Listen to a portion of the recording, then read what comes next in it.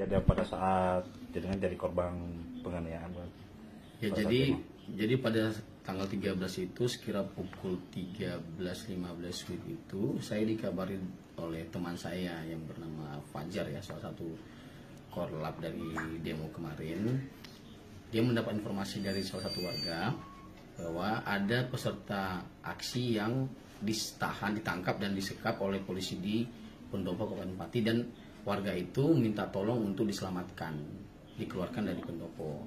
Mendengar itu kami berdua langsung mengikuti yang memberi informasi itu. Kami masuk di Pendopo, dibiarkan oleh polisi semua itu, seakan-akan udah di skenario, ya.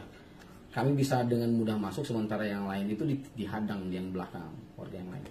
Nah, setelah masuk di dalam ruangan setda itu, kami cari muter-muter keliling-keliling, ternyata tidak ada warga yang disekap di situ.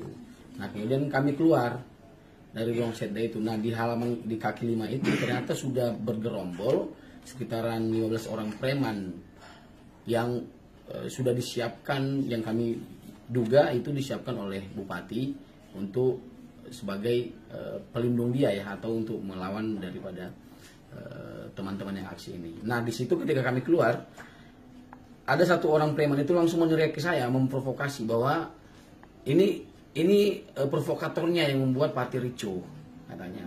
Ini bukan orang Pati, ini orang luar Jawa. Nah, bagaimana dia tahu itu, kan? Kemudian setelah mengatakan itu, saya mencoba mengklarifikasi, saya menyampaikan saya ini salah satu dari bagian dari tim kuasa hukum teman-teman yang demo hari ini. Kemudian saya mengatakan saya sudah menjadi orang Pati selama kurang lebih 3,5 tahun dan sudah berKTP Pati. Ketika saya mau menunjukkan KTP saya, tiba-tiba tangan saya langsung dihadang oleh preman itu. Dan dari belakang langsung ada yang memiting leher saya dengan sangat kencang. Ketika dipiting itu saya lepas tangannya, lepas pitingannya. Saya dan teman tadi coba menyelamatkan diri. Ternyata polisi tadi langsung ikut menendang, meninju saya berbarengan sampai polisi itu sebanyak kurang lebih 50 orang, ya. Sampai saya tergeletak pun di tanah itu masih ditendang, masih diinjak. Makanya ini di sini ini ada bekas seperti sepatu, ya. Ini kalau tidak salah kena tendangan atau injakan itu ketika saya terbaring atau tergeletak di tanah itu.